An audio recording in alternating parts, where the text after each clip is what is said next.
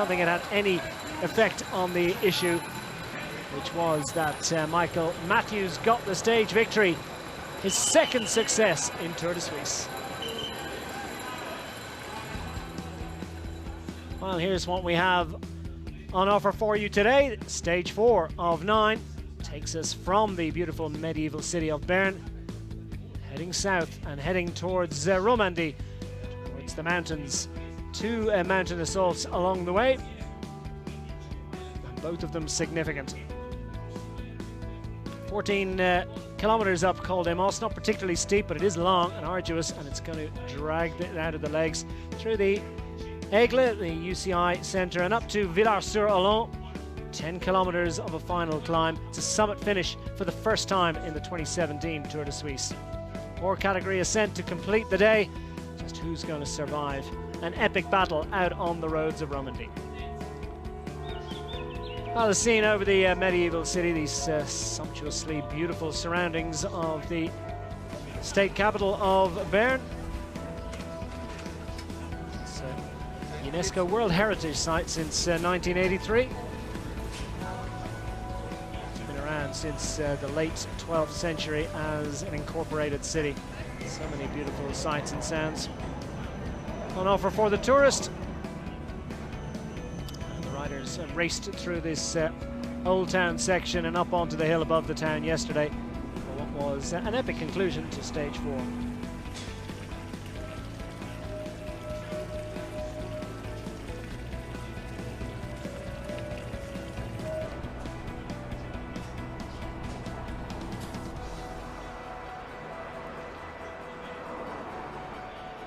About 600,000 people live here, and 4 bears as well. This is the Bear Park, which appeared in 2009. It's 4 excellent bears: Finn, Bjork, Ursina, and there's 3 of them apparently. Just 3 bears, that's plenty. And a growling Aussie as well, who's looking for victory again today, but it's unlikely to happen. Can Lasse Norman Hansen hang on to his mountains lead? And Nick Dougal will wear the points jersey. He's sitting second overall in that competition at the moment. Michael Albacini, wow, somewhat impassive from the grizzled veteran, sent on their way across the cobbles in Bern in time-honoured fashion. It's 172 riders that departed Bern today, a couple of non-starters.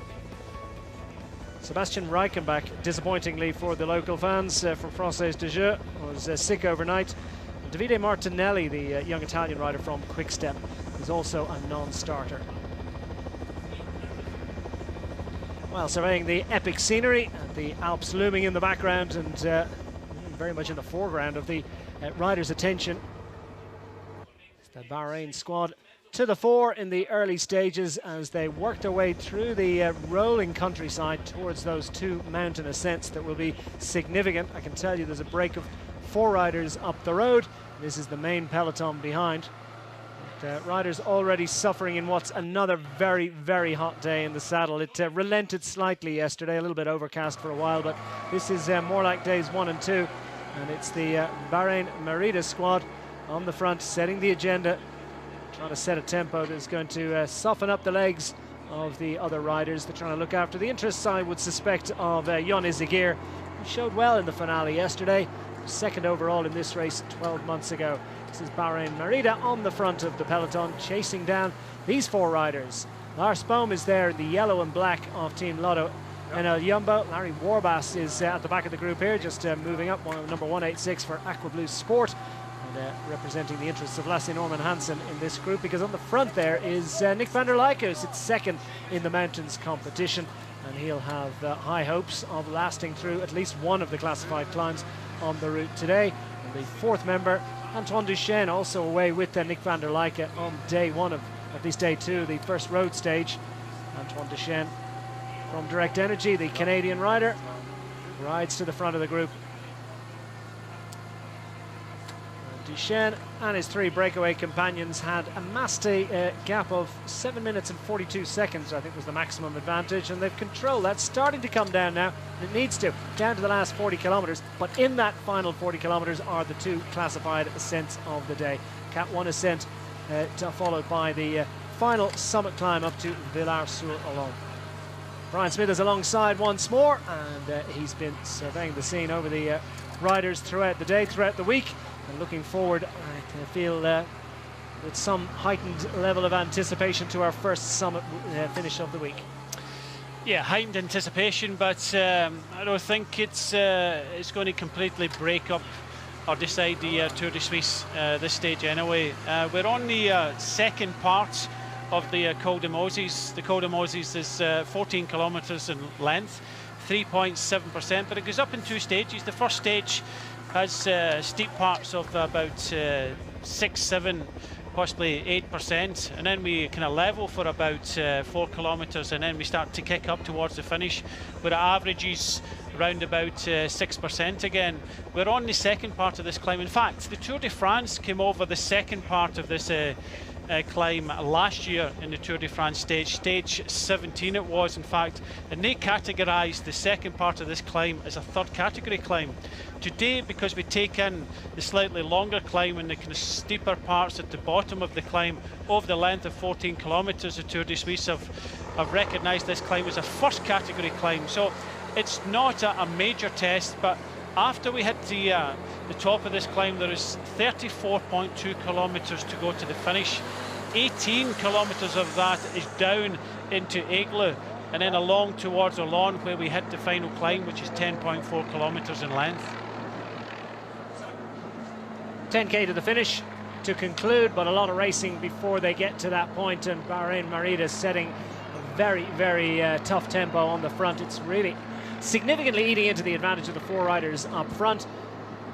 Nowhere to be seen. Conspicuous by their absence at the moment, our team Sunweb. They won't be enjoying this pace.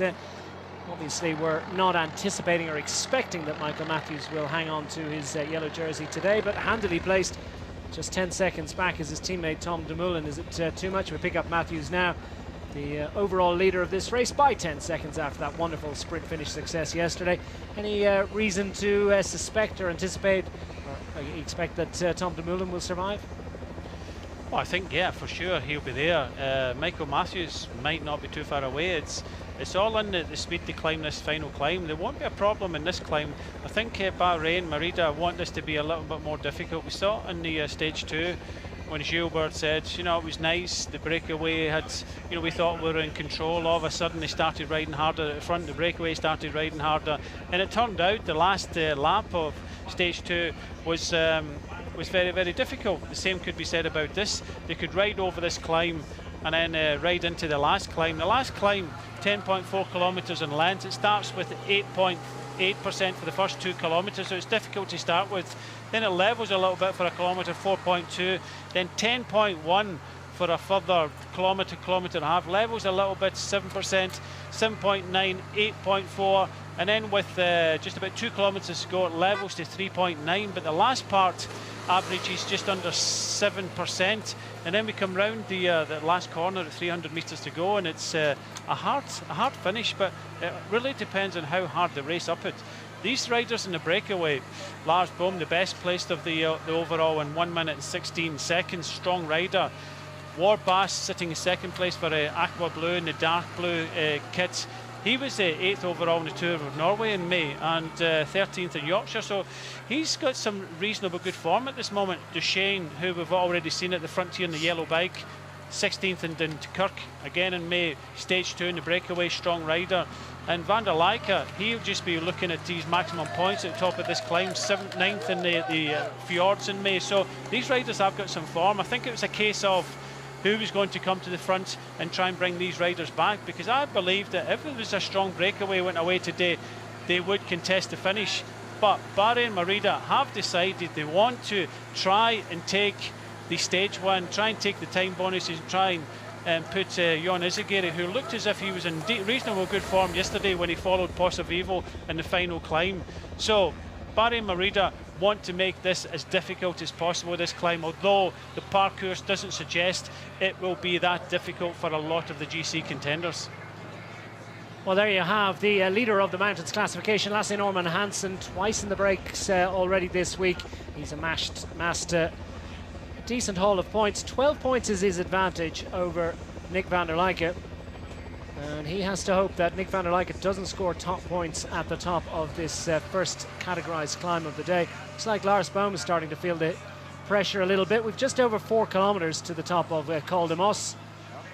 And the former world cyclocross champion, perhaps at his best in much shallower and much shorter hills than this. He's just got to ride his own tempo up this hill, and he'll know exactly what he can and can't do.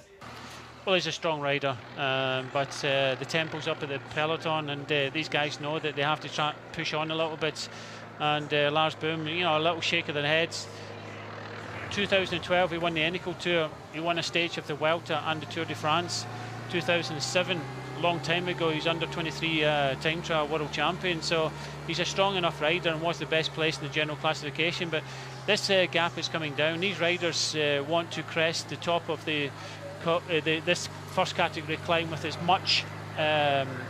many minutes as possible, because 18 kilometers downhill, they won't be brought back too much, and give them an opportunity. If they can get to the bottom of this descent with 4 minutes, they would be more than happy with that.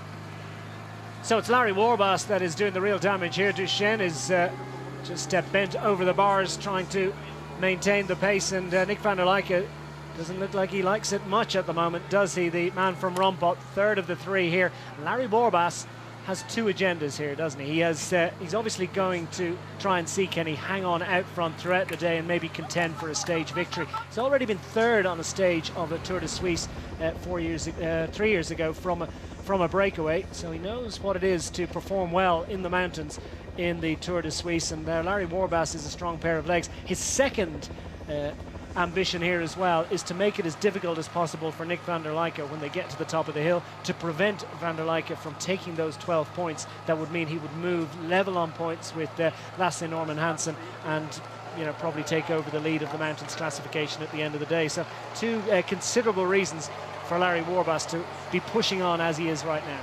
I think as a team you have to look at your assets, and I questioned the fact that Hansen went in a breakaway yesterday, but he rode strongly. He took some more points and has got a good lead in that competition. But like you say, van der Leijken decided not to go in and put a teammate in there to try and take the points away to save himself to go in the breakaway today. So it was really no surprise that van der Leijken was in this breakaway today.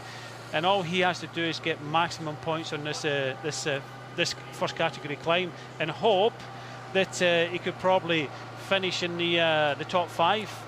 Hope the breakaway possibly stays away. But now that Barry and Merida are riding with some sort of urgency here, 5.5 minutes. You got to remember the top of this climb comes with 34 kilometers to go, so only 3 kilometers away from the top, and then 18 kilometers downhill. Well, tick one box there, because Larry Warbasse has put Nick van der Leijken under considerable difficulty. Van der Leijken is pedaling squares and surely going backwards.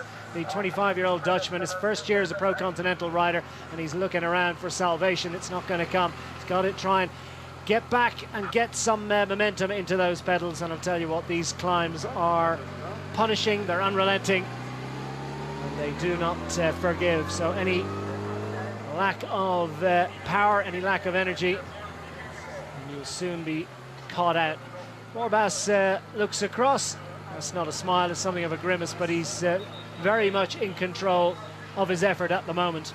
And Duchesne can only watch and admire his fellow North American. I wonder how much he's admiring it, as much as wishing he wasn't going as hard as he's going at the moment. But it is helping those 2 riders to stave off the advances of the peloton, because Bahrain and Merida are really putting it up to the rest of them at the moment. Yeah, it's not really the gradient that is hurting a lot of the riders now, because the gradient, it levels a little bit with 3 kilometers to go. So where the breakaway is, the peloton are on a 6.7% gradient for the next kilometre, and then we get with 3 kilometres to go where the breakaway is. It starts to level a little bit, and it's just the pace that Larry Warbasse is setting for Aqua Blue at the front that is putting van der Leijken in trouble. But this climb, like I've already mentioned in the Tour de France, the top of this part of this climb, in fact, the last kind of 6-7 kilometres was only categorised third category in the Tour de France last year. So it's not an overly difficult top of the climb, but like anything that heads upwards, if you put a bit of pace in it, you can start to hurt the individuals behind. Yes, it's been the mantra this week, isn't it? It's not steepness of the climb, it's how hard they attack it. And it's particularly putting, well, several riders in there. Michael Matthews is safely towards the head of the fares, and so too is Peter Sagan. Himself a little bit of slippage room, and Nick Dougal is suffering a little bit at the back. The Dimension Data rider from South Africa in the break on day one mopped up some very useful points, finds himself just 2 points behind Michael Matthews, but now being distanced by the peloton, and any hope of picking up some intermediate points along the way to get back in the lead of that classification are looking a little bit slim at the moment. Yes. The first sprint was taken by Lars Boom. Van der Leijken was second. Duchesne was in third place. There's still one sprint to come, but I believe that that's in after the climbing a lot, right at the bottom of the final climb. So I still believe that the three riders that are in front, albeit Van der Leijken has been dropped, will pass through that point and take the seconds away. But unfortunately, that's what happens when you go deep in one stage. It's very difficult to recover, and for some of these young riders that put themselves in a breakaway, go very deep, it takes a couple of days to recover, and obviously he hasn't recovered yet and starting to struggle at the back of the bunch now.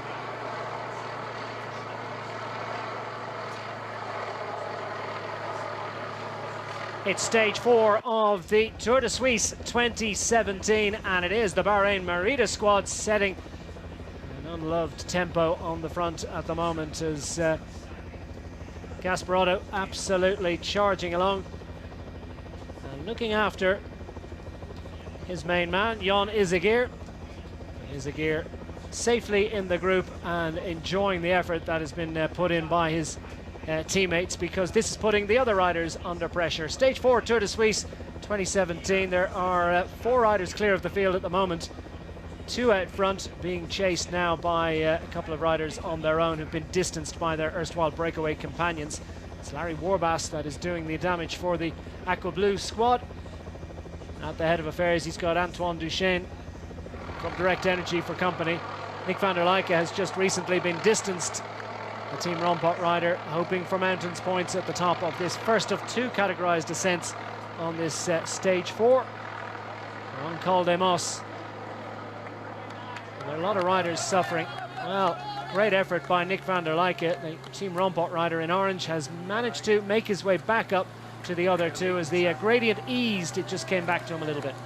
Yeah, it was always going to ease the further up. The last 3 kilometres aren't too bad. In this climb, you can see the gradient now. It's just the pace on the last bits of 7%er that Van der Leijken was in trouble. But Warbasse has to make sure that he has to take maximum points at the top of this climb to try and make sure that his teammate keeps a hold of that jersey today.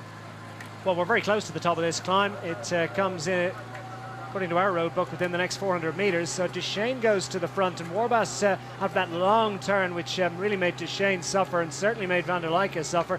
Now just rolls to the back, and what has he retained? As Brian says, he needs to try and summon up another sprint. Van der Leijken has made a huge effort to get back up there. And the word is coming. Is this the time to be handing out bottles? I think they need to think about the sprint to come, because Van der Leijken is certainly in the wheel of Antoine Duchesne and waiting for his moment to pounce. Warbasse safely gets the, well, there comes the attack. And Warbasse is still adjusting his jersey. And through these final couple of turns, Warbasse safely onto the wheel of Duchesne, and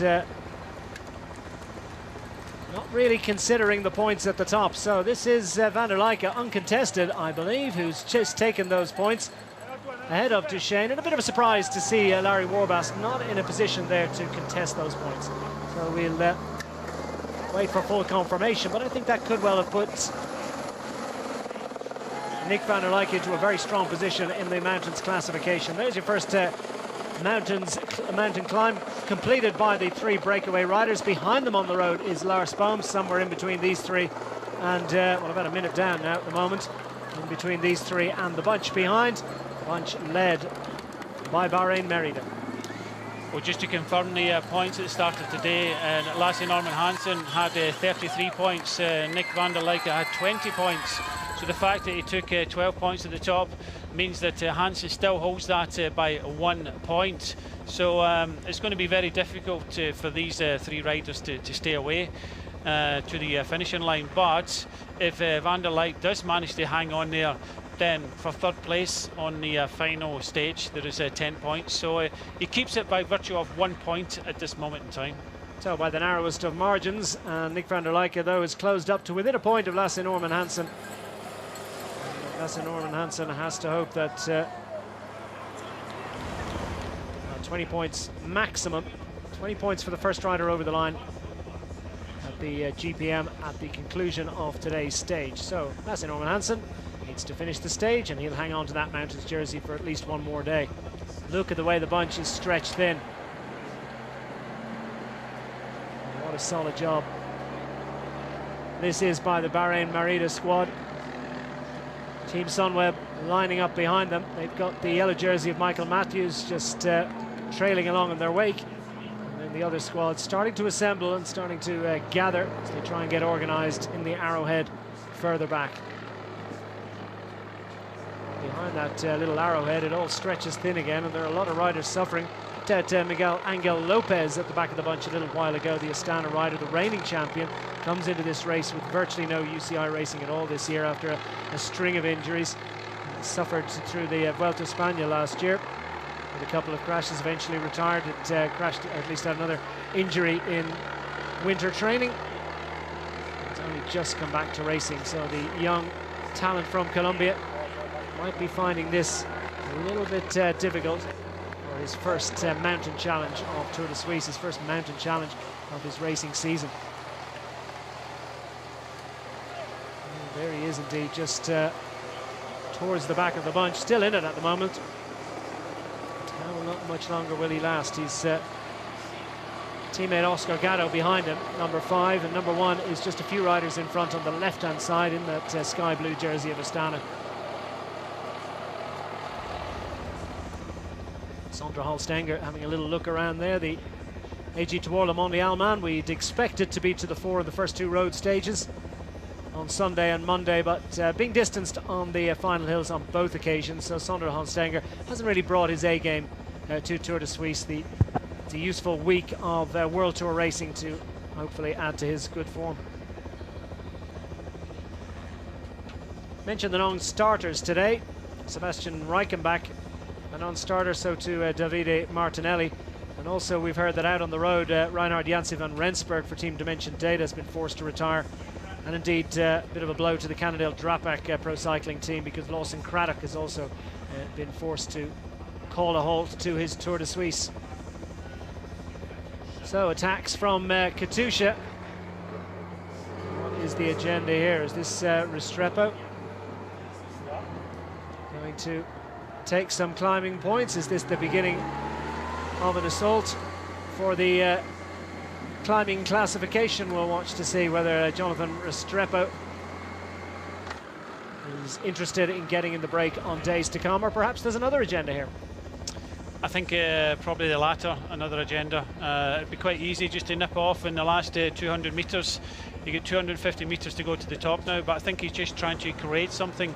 We have got 18 kilometres of descent before we get a few kilometres into the town at the bottom of the climb, and then we come up to the last climb. So we go into a lawn, and then from the we go through the sprint, and then it's about 10.4 kilometres to the top. We've seen Katusha do this in a number of times in stage races where they try to attack over the top and it's descent. So they're not making it easy for the teams behind, but they want to try and get someone in the possibility of Spilak. So what they're trying to do is put a rider in front, maybe try and create something so that there's a possible springboard. But over the top of the climb, the peloton are 5 minutes in deficit to the leading riders, and with 18 kilometres of a descent, I can't see that coming down too much. Even if they get to the bottom of the descent with 4 minutes, it's a healthy advantage going on to this final climb of 10 kilometres.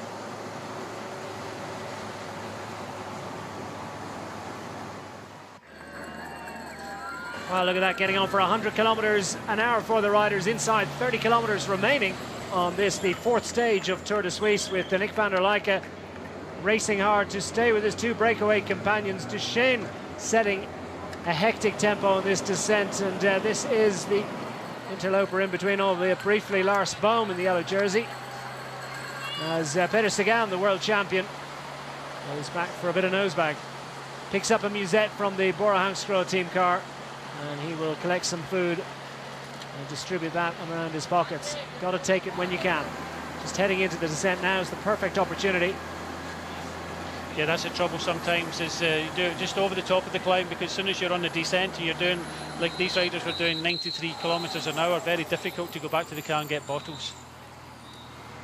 And that's a big moment there for Duchesne. He's the one that's really pressing on. He's setting the tempo. He fancies his chances of staying away today, and missed his apex spectacularly there, but didn't panic, managed to keep it upright. Lars Boom behind. He's a pretty handy descender himself, great bike-hander. Yeah, I wouldn't be surprised if he got very close to coming back to the front three riders. It's a very good descender, very good cyclocross rider in his day as well, and obviously just looking at road events now, but he has not had maybe the best of years this year, and trying to come back to the three in front, but I think this last climb will see him off again, because it's a very difficult climb. Okay, it's only 10.4 kilometres in length, but there's some big kick-ups in it, and it's going to be very difficult. It's all about the pace that these riders are going to go into this climb. Are they going to be able to take back the 5 minutes? We'll have to wait and see how much has the breakaway got in the tank left. Duchesne and van der Leijken were in the breakaway in stage 2, showed they were strong there, and together with Warbas, I think they could go deep into the stage. And you know, the stage is still up for grabs. It really depends who wants to try and take control here. Already today, Declan, we've seen Wellens try and fail to get in the breakaway a little bit earlier on, when it's just trying to establish itself. Well, we're not going over that one, but we're still going up a pretty steep hill today. It's the Gros Vin, overlooking the Col des Mosses in the canton of Vaud. 2,189 metres at its peak. We're very much in amongst the Bernese Alps now, the epic scenery. The car on the way here to the finish line, you see one spectacular hill in the distance, and you're just taking in the marvel of it all, and then you notice even further in distance is an even steeper one. It really is remarkable countryside. Never fails to amaze. 25k to the finish. Warbas sticking the knee out, MotoGP style. To what value I'm not sure, but whatever it takes to make sure you stay with them.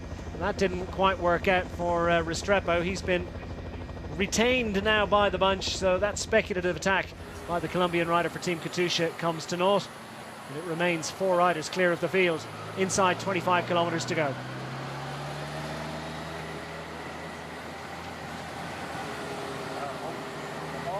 It's Paddy Bevan at the back for Team Cannondale. He's got a different project today. He got up into the top 10 twice already this week. Great second place finish on day 2. In Ham, it was just missing out on that occasion, but nonetheless spectacular sprinting from the New Zealander.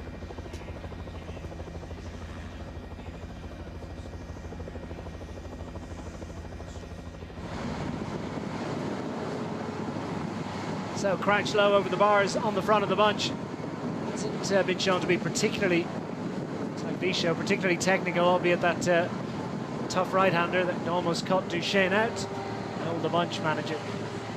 Not spectacularly or even significantly or even in any small way eating into the advantage, because it was sitting steady at about 450 when they went across the summit, and they're holding that advantage over the bunch at the moment.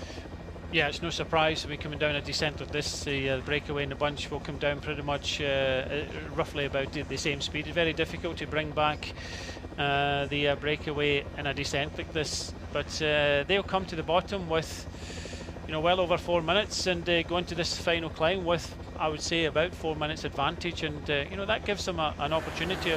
Depends what they've got in the legs, but we've already seen Bahrain Merida want to try and do something with Jon Izagirre, but I don't think we'll see massive gaps in the finish here. Although it's only 10.4 kilometres, there are some kind of kick-ups on the climb, but it's not an overly difficult stage when we consider what we've got coming in the next few days. Well, what have we got coming in the next few days? Tomorrow's a hilly stage, could be one for the breakaway. It's the longest stage of the week from Bex to Certo, 222 kilometres in total. And then we've got another 2 mountain stages, 2 summit finishes to La Punt, over 166.5 kilometres on Thursday afternoon. And then Friday, we head up to the Rettenbach Gletscher, the glacier in Sulden in Austria. Third year in succession, the Tour de Suisse venturing into Austria for 161 kilometres of epic mountain racing. And that summit finish has proved to be something of a Waterloo for many GC contenders over the last few years. A very, very difficult climb indeed. Those summit finishes perhaps more likely to cause big splits among the lead group, but I've no doubt that most of these riders won't be in contention at the conclusion of today's activities, for stage honours at any rate. The motorcycle having to press on here. Fantastic pictures there of those riders taking that long sweeping left-hander. Perfect poise and precision, no pace notes here. First time through. Just able to pick out an apex. Long, long right-handers. I mean, it's single file formation for the entire bunch, stretched over many, many hundreds of meters. Still a very large bunch involved here. This looks like Samuel Lau, who's been at the back of the field quite a bit over the last couple of days. The rider from CCC Sprandny Polkowice from Belarus. Winching his way onto the tail. Jack Bauer from Quick-Step. As Lars Bohm isn't pushing hard now, he's just waiting for the bunch at this point. He's resigned to his fate, I believe. Yeah, I think their job was to try and get someone in the breakaway, and with the possibility of trying to help Steven Kruijswijk. Steven Kruijswijk obviously likes Grand Tours and goes well in the third week, so he normally shows well, but prefers you know, the Grand Tours than the kind of 1 week races. But I think with pulling out of the Giro d'Italia, I think he'll be in good form, and I think he'll want to try and do something today for sure. And I think that's where they played the card of Lars Bohm. Lars Bohm now will kind of drift back and obviously try and help as much as he can Kruijswijk in this final climb. So inside 20 kilometres to go on stage 4 of Tour de Suisse 2017. 3 riders up front. Still it is Duchesne sitting on the front. Larry Warbasse just dropping back a little bit while picking a late apex, and he'll close back up. So nicely timed. Duchesne really is pushing on, isn't he? Finds himself having to make adjustments in the middle of the corners on a regular basis. Well, the thing is, if they can make some time on the descent and go into this final climb with as many minutes as possible, then there is a possibility there, because you know, they never lost too much on the first category climb, and they've got some belief in themselves, and that's why they're trying to kind of push on now. Out of the saddle, back up to speed for the 3 up front. 4:43. It's come down at about 10 seconds in the last couple of kilometres as they really press on in the front of the peloton. Trek Segafredo are to the fore. Bahrain Merida as well. This is Lars Bohm, who's throttled back considerably. He's turned off the tap and is now waiting for the bunch. And this is going to be a little bit of a difficult moment, I think, for the bunch as they go past those roadworks. Just a little bit of a reset to decide who's going to push on. Trek Segafredo trying to keep things honest. Now they're looking for a little bit of assistance. Heading down into the valley, and the gap to the front is coming down. How much would they need starting that final 10 kilometres? Care to speculate on what sort of time would be required in order for them to hang on at front?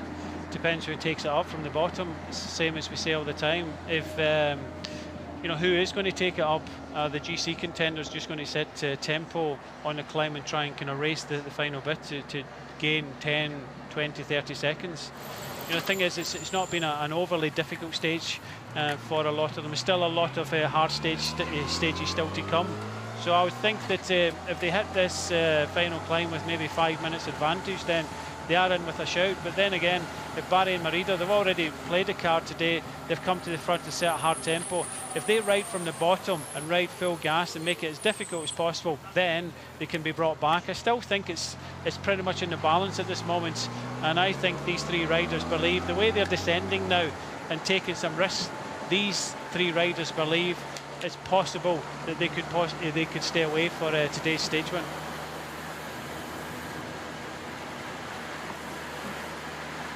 Larry Warbasse hunkered low over the top tube. Man from Echo Blue Sport, former EAM cycling rider.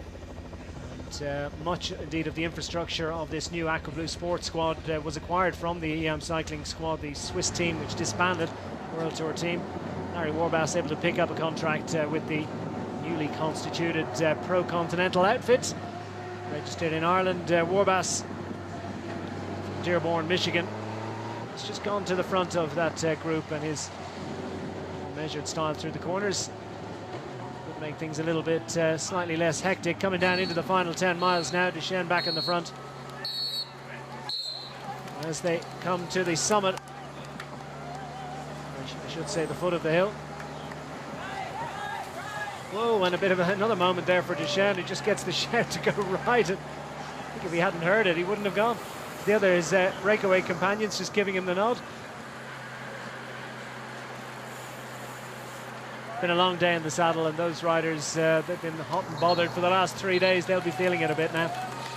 Yeah, it's a difficult one. They were going out at pace. They are going full gas, and the police outrider was showing them to go waving in that direction. There was another one there speaking to one of the car drivers, but yeah, let's hope the peloton don't do likewise. But they have come off the climb, and they have just over 4.5 minutes. Well, we're at UCI headquarters in Aigle in Switzerland. There's the one of the more pretty settings for a world sporting body, and they have World Cycling Centre, fantastic facilities, including, of course, that velodrome. Many indeed riders from developing nations are given scholarships to come and live in Aigle.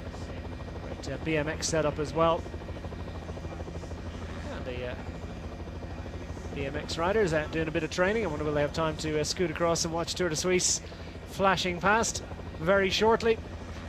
At UCI headquarters, yes, there are many riders from nations throughout the world that wouldn't have quite the same infrastructure, the same facilities or opportunities.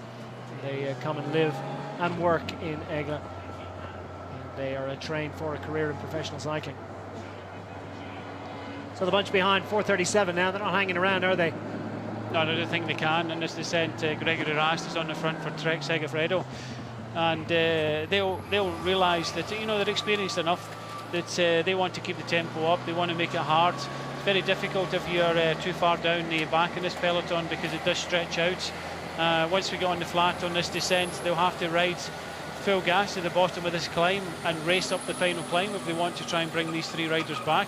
Got to remember Lars Boom is still in between. I think he'll be trying to sit out there just in case Steven Kruijswijk needs him. Former Team Skyman Lars Petter Nordhaug on the back of the bunch for Team Aqua Blue Sport. He's got a teammate up front in the breakaway. Once upon a time, Larry Warbasse had Lars Boom for company, but Lars Boom now has been dragged back by the peloton, and Boom looking around to see where Steven Kruijswijk is. Duchesne piling it on.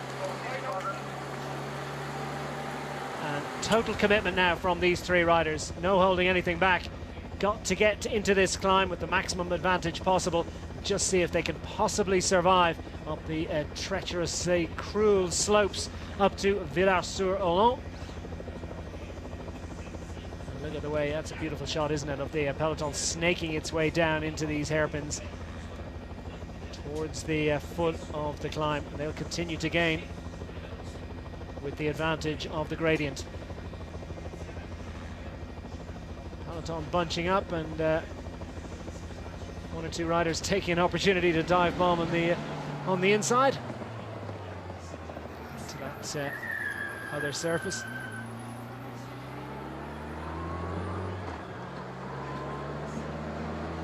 Trek Segafredo setting it the big agenda on the front. What's the thinking for that team? Well, they're obviously thinking of the stage and keeping the riders out of trouble there. When you think of Fabio Fellini, good finisher, only lost 25 seconds so far in this race, sitting in 11th place. So I think that it would be possibly about him. They also have Pantano, who has been sick in the first day and starting to come better. So I'm not too sure if he'll want to really push hard on this first mountain stage of the Tour de Suisse, or wait a little bit later on, because that helped him last year. The last few stages here, he really went well, winning the last stage in last year's Tour de Suisse. So if I was Trek, I would maybe give him another day, but it's just putting him in position, looking after him and keeping out of trouble more than anything. Yeah, and Pantano went into the Tour de France in flying form, didn't he? Yeah. The Tour de Suisse was a wonderful preparation for him. If what they're saying is he had really, gastro problems and things like that only a couple of days ago, then to really push him on this day would maybe be the wrong thing. But you never know. He might be feeling really, really good now, and want to give it a good crack today. So the peloton down towards Aigle and down towards the foot of the Col des Mosses. One climb remaining. There is the Chateau d'Aigle. It's not UCI headquarters. It's not where Brian Cookson lives, I understand.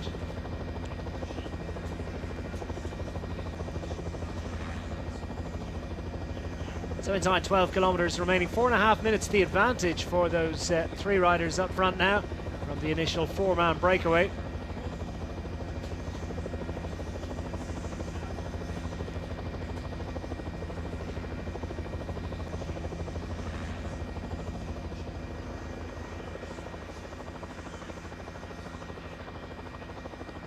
Three riders continuing to work well together. Duchesne replaced by Larry Warbasse, the US rider. Warbasse, the big animator, the big man who really pushed on towards the summit of the last climb, but it was Nick van der Leijken who took the points. Warbasse, 26 years of age now. 7th on GC in the Tour of Poland last year. A great 8th place on GC and Tour of Norway recently. We confirm the finishing order at the the second sprint of the day. These riders will move will move up the standings in the points competition. The bonus seconds on offer of little importance or value. Warbasse is 120th overall at 13.5 minutes. Duchesne best placed of the trio. He's 11 minutes 46 back, and 14.16 is the deficit for Nick van der Leijken.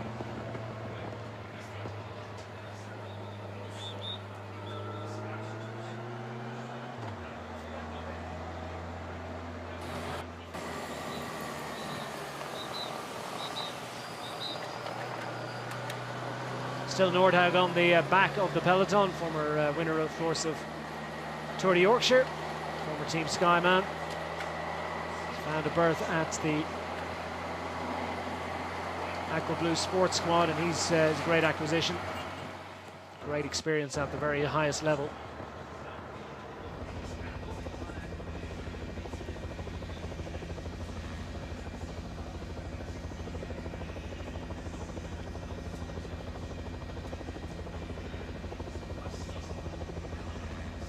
So we're racing into the final 10 kilometers on stage 4 of Tour de Suisse.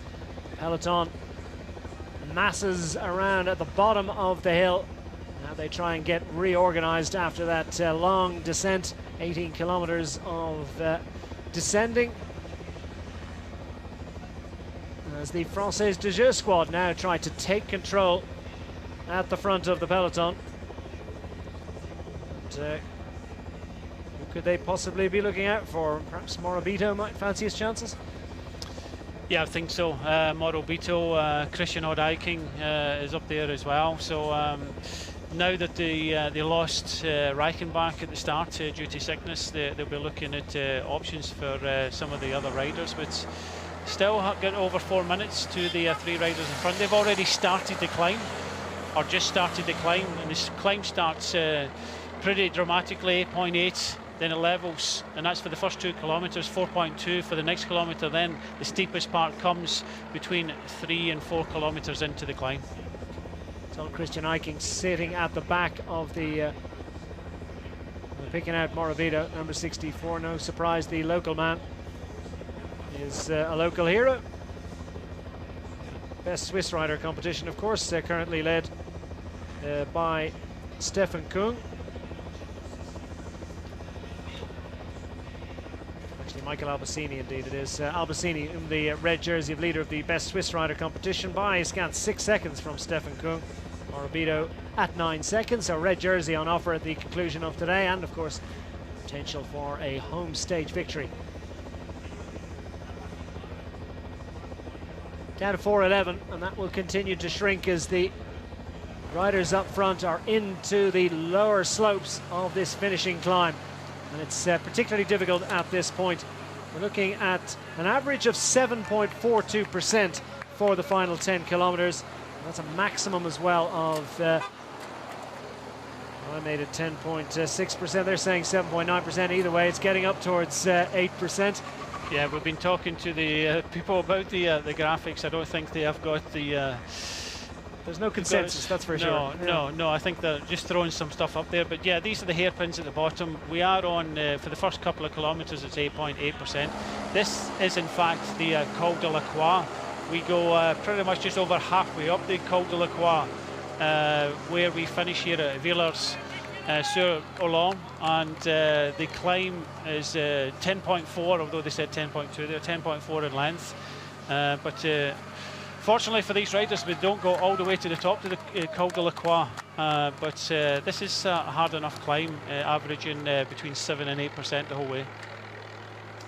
Well, Duchesne perhaps starting to suffer a little bit there, and Nick van der Leijke just working his way around the Canadian rider, as the bunch are starting to feel it a little bit as well. Caruso, well, what has he got to offer today, the BMC man? His riders well to the fore in recent moments, and they'll all assemble. It looks like Duchesne has indeed, after his heroics on the descent, his big effort in the Valley Road, has perhaps pushed a little bit too hard too early, and much to his disappointment. Of course, he had a long day in the breakaway on day 2 on Sunday. And Duchesne, the Canadian rider, 25 years of age now, and in his 4th year with this squad, is finding this a bit of a difficult moment.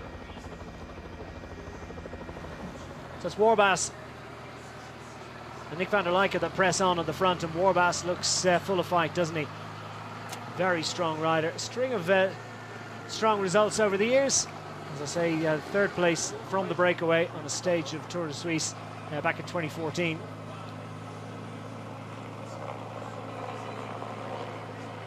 Yeah, it's sometimes difficult for the riders when they come off an 18 kilometres ascent. They've got a small amount of flat, and then they hit this climb for the first 2 kilometres at 8.8. It kind of really stings the legs, but we see the peloton here still being led by François Desjeux, also coming up towards the front of the riders in the red helmets from UAE. But yeah, van der Leijke is starting to not like this climb as he starts to get distance from Warbasse now. So it's whether Warbasse can kind of hang on, but already in the first 2 kilometres of this climb, or less than the 2 kilometres, they've already lost 1 minute. So I think it's going to be very difficult. It was always going to depend on how fast they're going to race, and they certainly are going to race up this climb, but it's all going to depend on how much they had left in their legs, and it looks as if Warbasse is starting to struggle as well. So too is Michael Matthews. Time to make adjustments to your dress and just plan for the final 10 kilometres. Just get his way up to the finish and hope that he can contend once more. Perhaps tomorrow, perhaps on the penultimate stage, there's an opportunity as well for him. But right now, the yellow jersey is disappearing from the shoulders of Michael Matthews. He's at the back of the bunch, will not be a contender now. And this looks like Peter Sagan, indeed it is, who's not even going to try and resist. He can climb on occasion, but this he feels is just a bridge too far. Fully 10 kilometres or category climb just beyond even his extraordinary talents. Yeah, this gap coming down even more now. It's just about 3 minutes, so you know that's very much doable. So it does look as if the winner of today's stage will come from the peloton behind, but it's going to be a fast 8.5 kilometres to the finish. With the 8 kilometre, in about half a kilometre, it does ease off to about 4.2%. So they have a little bit of respite, but then they're straight back into 10.1%, the steepest part of the climb.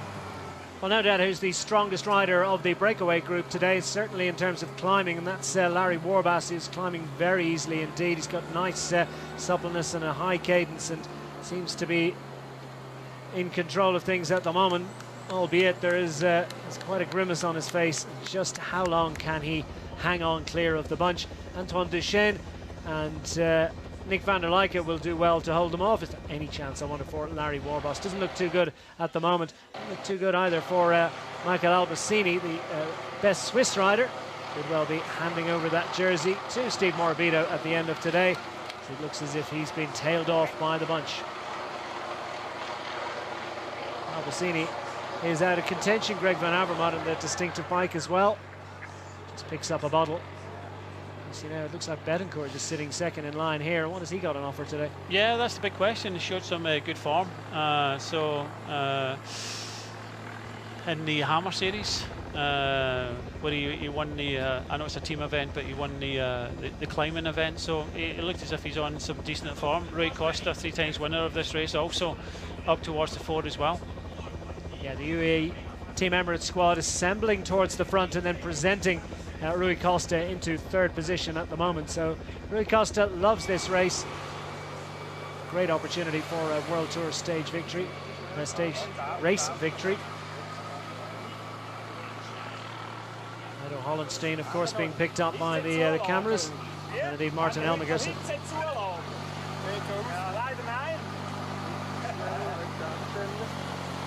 So no stress for the 2 Swiss riders as they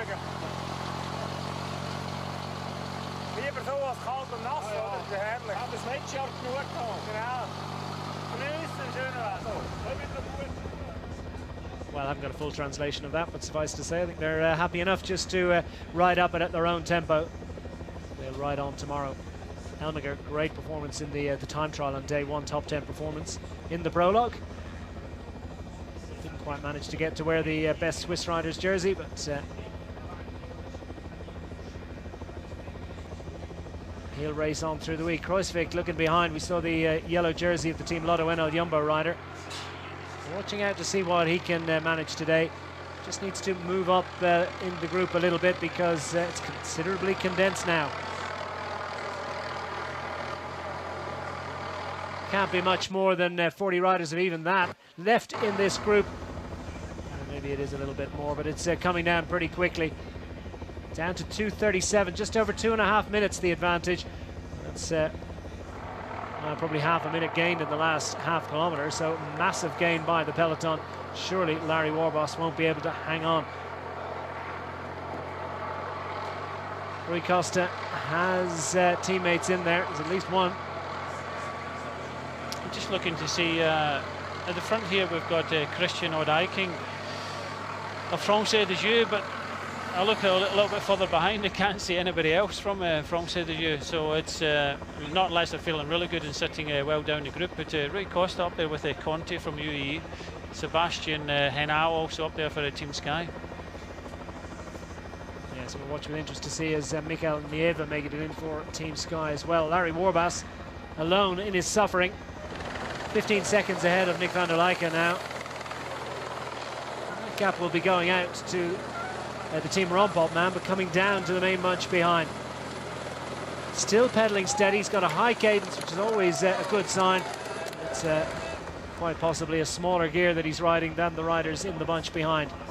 Yeah, he's on one of the easier parts of the climb to 4.2%, but very soon he'll be on the steepest part, and I think he'll lose a little bit more time. But the peloton still pushing on as hard as they can, and it does look as if the winner of the stage and potentially the new yellow jersey will come from the main peloton.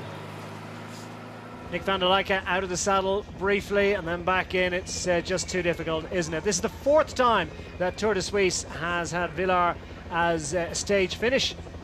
On all 3 previous occasions, it was a rider from Italy that took the honours back in 1966. Carlo Ciapano, I should say, took the win. Ugo Colombo was victorious in 1971, and Davide Rebellin, also of Italy, in 1998. Will it be success for Italy in 2017? Božovic starting to make his way up.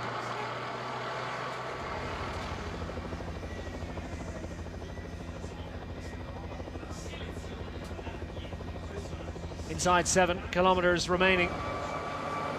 This section of road is between 7 and 8%. That's why the likes of Philippe Gilbert, whose beautiful stage victory a couple of days ago, now knows that this is one to be survived. Chalked off, just try and get himself into position to prepare diligently for the Tour de France and perhaps score more stage successes later in the week. Well, now the group is down to a pretty small number. And now it's UAE Team Emirates trying to soften up the group. We saw Conti to the fore a little while ago. So Rui Costa has put a rider out front to try and see, can he draw the sting from some of the other riders in the group. Yeah, Conti was riding at the front, and Rui Costa just went up and said there's no point riding. Matthias Frank comes through with Kruijswijk on the wheel. TJ Van Garderen is up there, and I think it's a case of, you know, Caruso also there with BMC. So Conti was setting a tempo. Rui Costa said we're still a long way to go. There's other teams here. Spilak is also there for Katusha. Jonas Aguirre goes through the picture. Woods as well, also towards the 4. Last year's winner kind of hanging on there in the group. Just starting to lose the wheel a little bit there. Jan Hertz, Tom Dumoulin, they're all pretty much there kind of hanging on, so it's just a hard tempo they're setting at the moment, just kind of hanging on at the back there was Pantano. Well, Dombrowski's there for Team Cannondale Dropback. Looks like Hugh Carthy's suffering a little bit, the young English climber, trying to hang on for as long as he possibly can to this group, which is stretched thin now. That little stinging attack from Valerio Conti sparking this group into a little bit of action, and now we're going to see the wheat separated from the chaff. BMC go to the front. So Caruso to the fore for them. And he's been paced diligently and impressively by TJ Van Garderen. I thought it was instructive that Van Garderen finished behind the main group yesterday with Stefan Kung. Steve Morabito going out the back for Française des Jeux after their early heroics. That's a bit disappointing. Yeah, they were up riding for Morabito, but Morabito obviously felt good beforehand, got his team, hit the bottom of the climb, and just like anything, any climb, it's the speed you go up at, and he started to really suffer. It's all Christian Eiking, who was setting the tempo on the front of the peloton. That's dropping back with Steve Morabito, the designated leader of the Française des Jeux squad, so he'll do well to get Morabito back into contention here. You just saw just at the back there, Pantano of Trek Segafredo just drifting off the back. So, like I was saying before, they came to the front, got him in a good position, but you don't really want to force it. If you've had a stomach upset, it does take 2 or 3 days to recover. I was a little bit surprised. I would call him off a little bit because he's potentially a stage winner later on in this race. So Jarlinson Pantano, stage winner 12 months ago as well. Fine final stage success. Propelled him on to stage glory in the Tour de France. The Colombian rider will live to fight on, but just needs to survive this one. And Antoine Duchesne is peddling squares, isn't he? It wasn't so long ago that he was with Larry Warbasse at the head of affairs, but really struggling, and the bunch are about to catch him, what's left of the bunch at any rate. Led by Team BMC, led by TJ Van Garderen.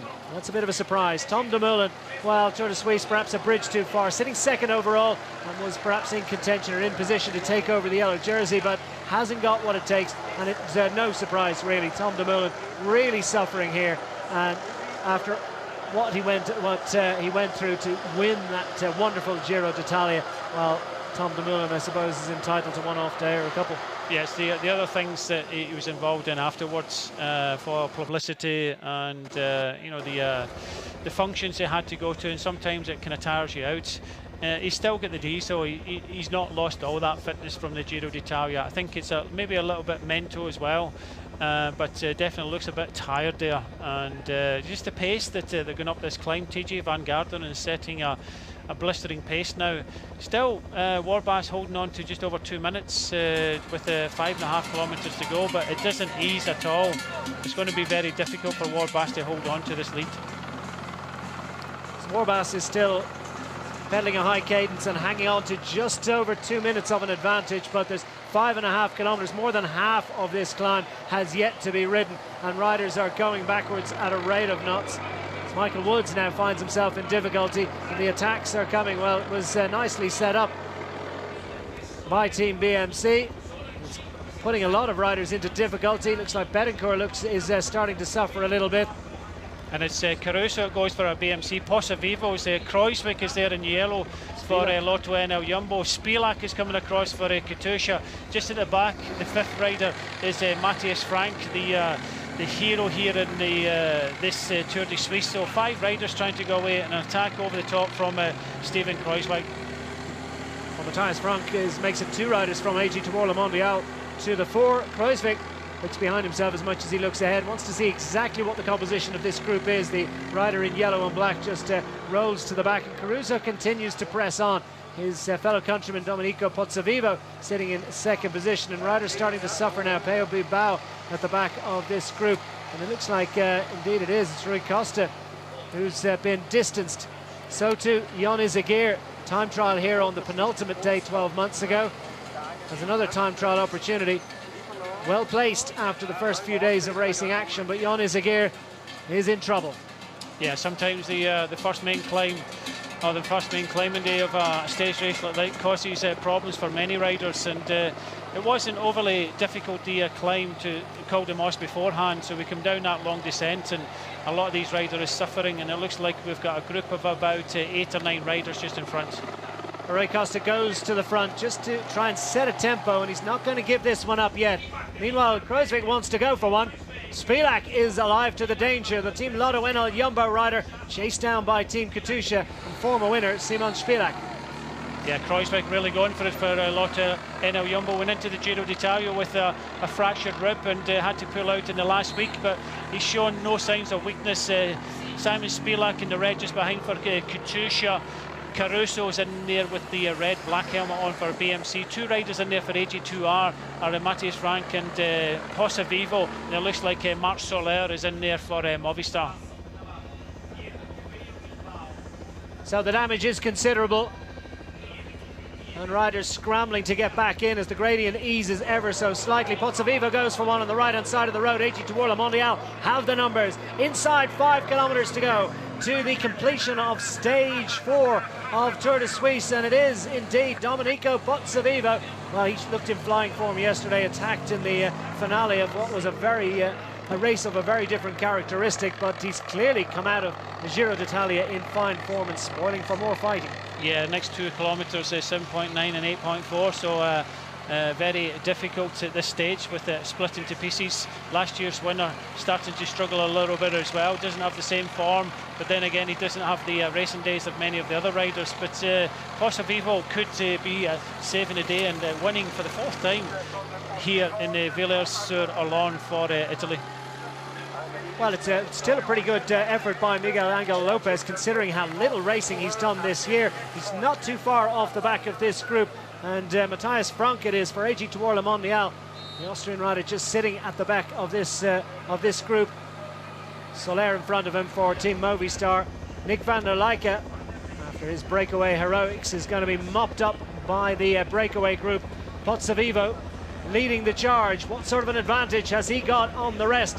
Pozzovivo in the white and brown shorts of the AG Tour Le Mondial squad. Spilak is being allowed to set the tempo on the front of what's left of the favourites group.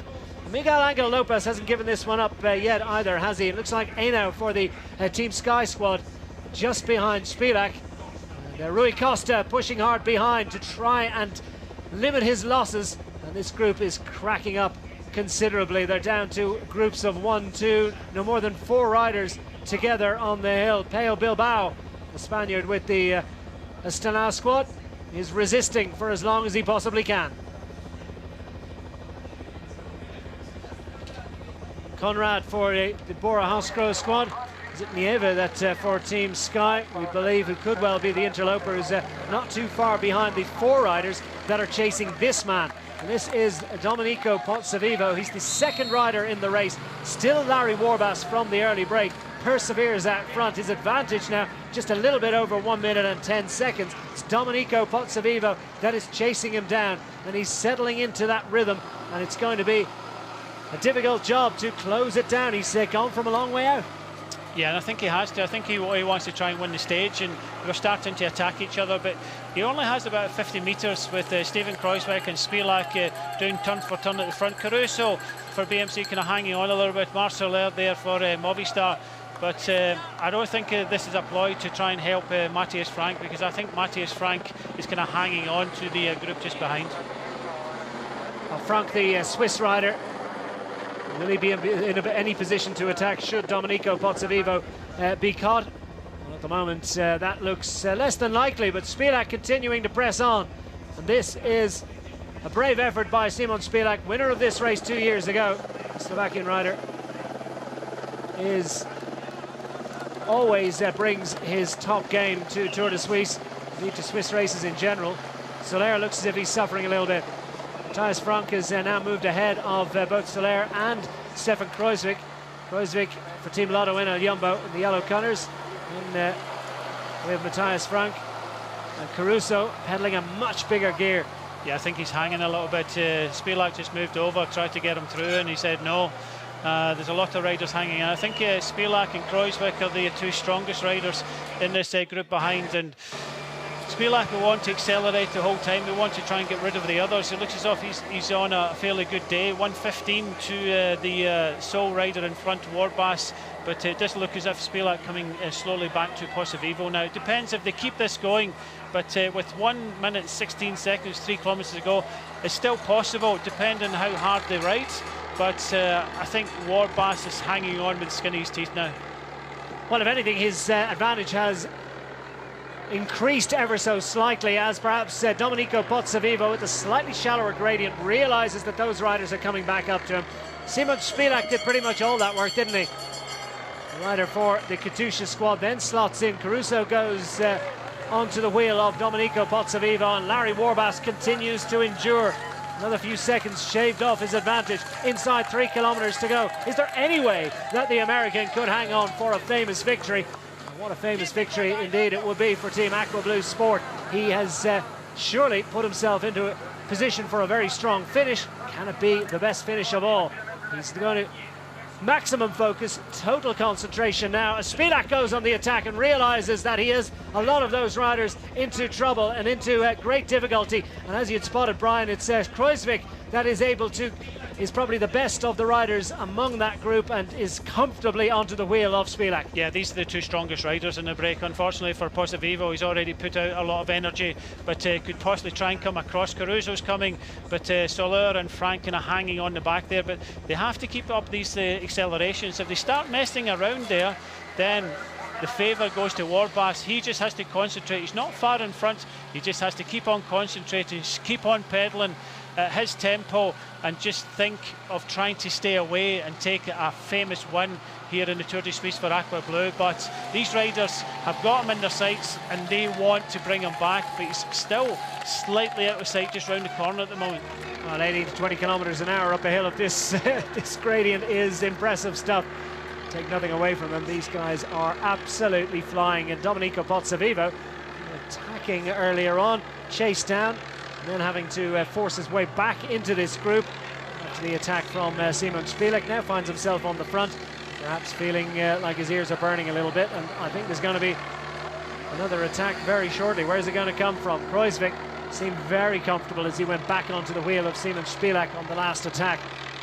Matthias Frank suffered a little bit. Caruso winched that big gear and was first man back to those two that went clear. Into 2.3 kilometres remaining now, and still just over a minute advantage. It's touch and go whether Larry Warbasse can hang on. They're almost in the same camera shot. The gradient, of course, means that the actual distance on the road is, and here comes Spilak. Spilak goes for another attack. He's full of fight today, the former champion. Pozzovivo covers this one with relative ease. A little bit of shadow boxing going on in these hills. Those little attacks will be hurting, but they're not absolutely full bore. Here's a full bore one. Here comes Matthias Frank. That will give the local crowd something to cheer for. Could be good news for Domenico Pozzovivo. Bit of a surprise move, but Frank is an attacking rider. He likes to push on, and he's pushing on for glory on Villars-sur-Alain. On stage 4, he's got some daylight. Spilak again finds himself in position to cover this one. And what about Miguel Angel Lopez, the defending champion? He came into this race with so little racing, but now has managed to, I think as a result of those stalls and his great rear guard effort, has got himself in position perhaps to close up into that group, at least for a little while. Just over 2 kilometres to go. I think we have to start concentrating on the fact that Larry Warbasse from the USA, riding for the Irish team Aqua Blue Sport, could be writing himself into the history books now and taking the biggest victory of Aqua Blue, because I believe now that they're starting to look at each other. Matthias Frank has been hanging on in this climb, and I think the impetus is out of this group behind, and I believe that Larry Warbasse could be winning this stage today. Well, the gap has come down inside a minute for the first time. There's merely 2 kilometres remaining, but remember, those final 2 kilometres are pretty treacherous. There's well, it's a brief, shallow section of around about 5%, and then it grips up again to over 7%. And Frank is putting himself into contention for overall success in this race. Will he be putting himself into contention for stage honours? The Swiss rider presses on from AG Tour Le Mondial. It's Spilak that sets the tempo on the front of what remains of the favourites group, and the other riders not willing to counter. Domenico Pozzovivo will watch with interest as his AG Tour Le Mondial teammate puts himself into a position for glory. Meanwhile, Larry Warbasse presses on up front. 1,700 metres remaining, and Lopez has not quite managed to get in there, and I think the effort of just getting himself into the wheel, and now they're starting to reset the tempo up front, and Lopez has been distanced again. Well, Lopez is riding himself into contention now. He came into this race really unknown. He'd only 1 day of racing at this level beforehand, so if he can hang in there, he could come good in this race. Matthias Frank is kind of hanging on a little bit on this climb. Now everybody's tired. It's how much Larry Warbasse has got on his legs. You can just see him. He's starting to kind of be a little bit jerky in the pedals now. He knows he's within sight of possibly his first pro win. He's never won any pro race at this level. He's had a 7th in the GC8 Tour of Poland, 8th in the GC8 Tour of Norway, but this would be by far the best win of his career after a third in a stage in 2014 in this particular race. Ex-BMC rider, a team time trial success, the only win on his Palmares. No solo victories, 49 seconds with 1,300 metres remaining. This is by no means a foregone conclusion. Can he possibly hang on? Can Miguel Angel Lopez possibly get back up to that group? If he does, I think it'll be instructive about the tempo that they're setting at the moment. 50 seconds for Warbasse as he continues to try and hang on for glory. He's under the kite. The final 1,000 metres for what would be a famous victory from the breakaway. For Team Aqua Blue Sport, they seem to have been in pretty much every breakaway for every race that they've been in all year. They've really shown the jersey well. Can they show it to the ultimate way with a victory today? Matthias Frank would give the local crowd something to cheer for should he survive. Hang on for second, but they really want that win. And Frank is an accomplished climber with AG Tour Le Mondial. Always brings his A game to Switzerland, and he's chasing down and now almost under the kite himself. He has the American in his sights. Can he possibly find the strength to get back on terms? I think it's over for Frank and this group behind. I think they're a little bit spent now. They've been attacking each other and looking at each other and finessing a little bit. Marc Soler is starting to find it difficult. I don't think Matthias Frank will be able to come back to Warbasse. Warbasse is on the last kilometre, averages 6.9%, but he turns left with 300 metres to go. It kind of kicks up towards the finishing line. I think this American riding for an Irish team has this in the bag. Yeah. Larry Warbasse, a 26-year-old from Dearborn in Michigan, hangs the arms over the barriers and suffers like he's never suffered before. You know what this means to him. He's had a career in the World Tour with BMC, with EAM Cycling. He's now at Pro Continental level, still to get that first glorious victory, and a glorious victory at World Tour level it would be, should he hang on today. The big win is on offer. Can they possibly hang on? Well, Matthias Frank is going to try and break his heart. Inside 300 metres to go. Surely he's done enough. Larry Warbasse makes the left turn here, and this is a cruel last few hundred metres, but he knows he has what he needs in hand, and Larry Warbasse will be cheered to the rafters by this large crowd assembled here at the finish at Villars-sur-Olon. He comes inside the final 150 metres. He's been out front since the outset of the day. 3 breakaway companions wilted in the sunshine, but up the climbs on the first day of climbing in Tour de Suisse 2017. It's Larry Warbasse of Team Aqua Blue Sport that's going to survive to take a famous victory on Tour de Suisse. He's had a third in the past, but now the winner of stage 4 of Tour de Suisse is Larry Warbasse, and look what that means to him. Warbasse can hardly believe it. He has emptied the tank and he has got the win that he required inside the final 300 metres, and Frank has been retained. The attack is going to come now. Is it from Pozzovivo? Frank has been dragged back. Spilak has done so much of the work in the red on the right-hand side of Schott, and Spilak goes to the front once more. Caruso tries to endure. Kruijswijk on the wheel in 4th position, heading to his 4th on the line, but Spilak into the final 75 metres has done so much of the chasing, shown himself to be one of the strongest. Here comes Kruijswijk. Caruso in the centre of Schott. Caruso is going to get 2nd on the line. Kruijswijk in 3rd, Spilak in 4th. Few seconds put into Pozzovivo and Matthias Frank. What a brave effort from him as he puts himself into a great position for overall honours in this race. But well, no doubt about the man that got the victory. A superb win for Larry Warbasse. Oh, a spectacular win. I'm so happy for the team as well. As you said, they've been in every breakaway, they've tried for everything. They had the Mountains jersey at the start of today. I believe they'll retain that Mountains jersey, but it was a huge win. But this man here, Caruso, they lost the jersey yesterday. BMC have got it back today. This is the man they've got it with, Damiano Caruso, as Naevi crosses the finishing line for Team Sky. What a magnificent day and a famous day for this man here. 3rd in a stage of this race in 2014. Now a winner for a 2nd division Irish team. Now Larry Warbasse can now smile. It's a grimace for Rui Costa. Finds himself distanced and not on top form. The former world champion and 3-time winner of this race. The riders continuing to come in. The gap at the conclusion, Caruso was 40 seconds behind Larry Warbasse, and in the company of Steven Kruijswijk and Simon Spilak. Caruso taking useful bonus seconds for 2nd on the line.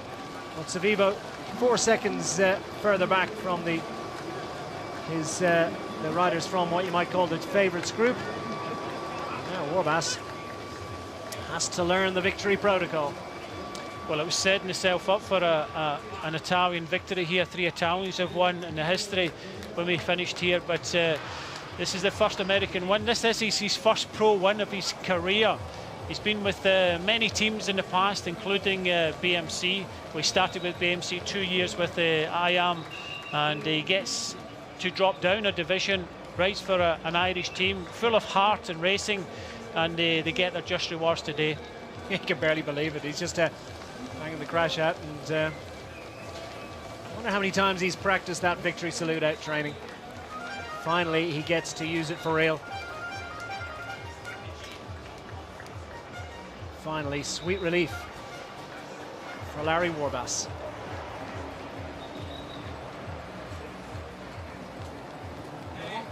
Well, he's in the hot seat. It's particularly hot today, I can tell you. It's been in the sunshine. Let's see.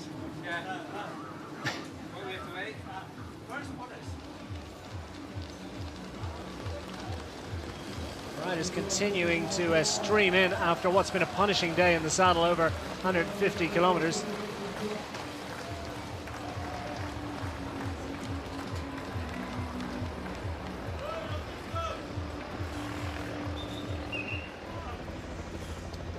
There you have it, confirmation of the finishing order at the conclusion of Stage 4. Larry Warbasse gets his first and his team's first professional victory.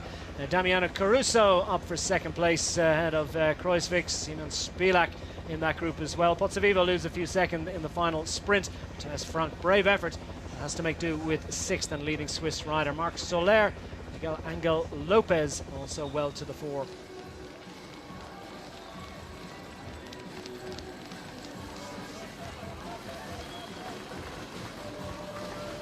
The riders are going to be coming in for quite some considerable length of time.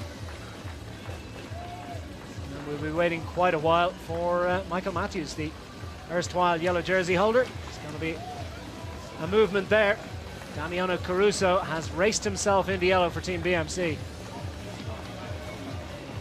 That'll be 3 yellow jerseys out of 4.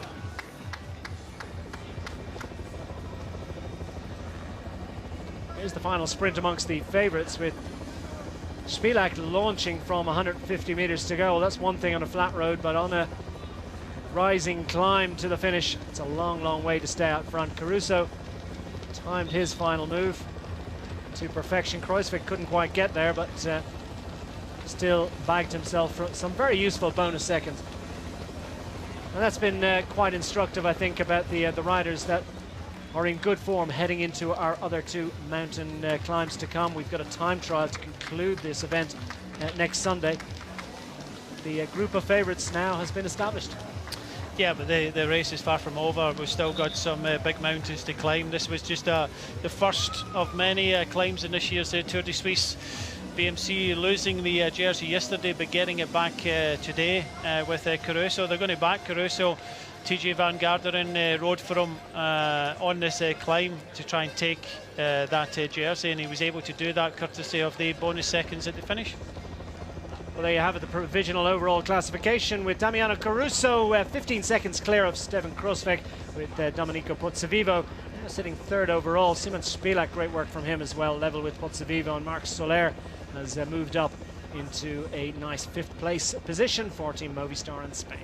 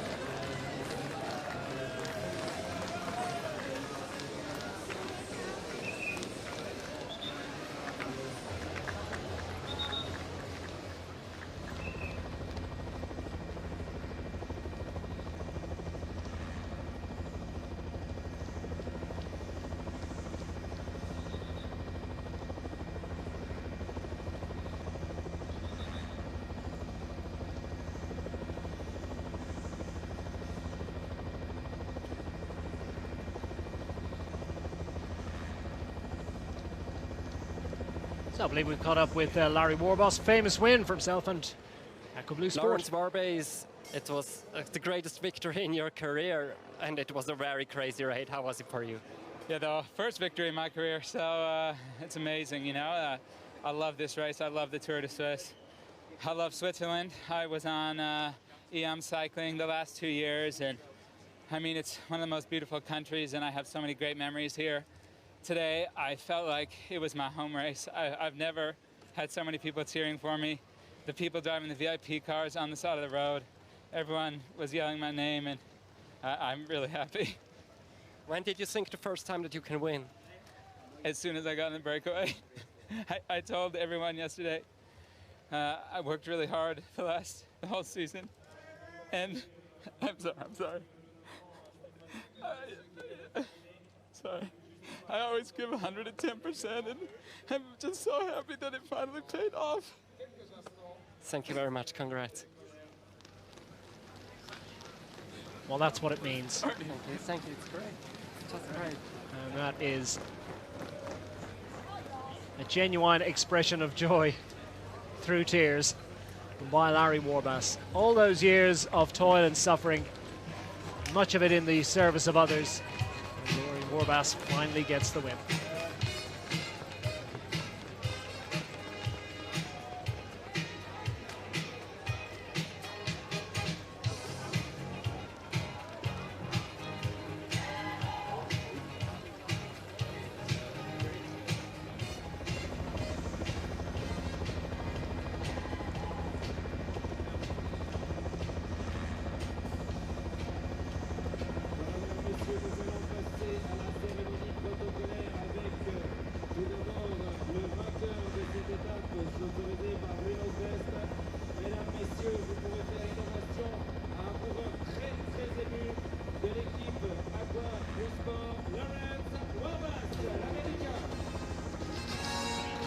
Well, here he comes for the first time in his career. He's controlled his emotion after that wonderful interview, wasn't it? And Larry Warbasse has taken victory on the 4th stage of Tour de Suisse. Watershed moment in his career. He loves Switzerland, he always did, now he loves it even more. And he's done Rick Delaney, Timmy Barry and all the Cork Mafia in the Aqua Blue Sports squad. He's proud today, hasn't he? And that team head to Vuelta a España later this year. It's been a great start to their position in world cycling. So Larry Warbasse clear by 40 seconds at the conclusion of a great day's effort in the breakaway. Tamiana Caruso from the group of favourites, just besting Kruijswijk and Spilak. Pozzovivo, Frank Soler, Miguel Angel Lopez are all still very much in contention, as is Mikel Nieve and Rui Costa. Tough day for him, a minute and a half down at the end.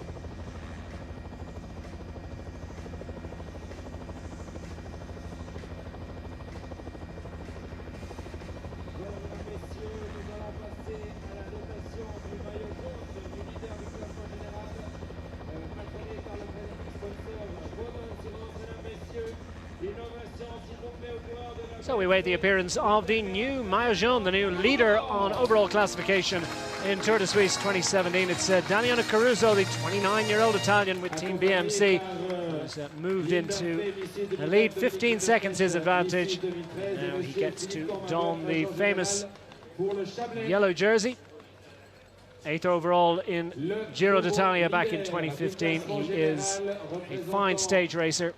Right from the breakaway, are in the group of favourites and has put himself into a fine position now. Can he defend?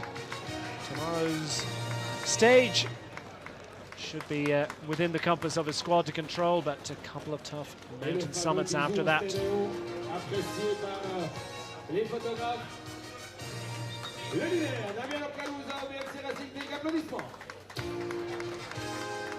Damiana Caruso, the overall leader of Tour de Suisse, heading into stage 5.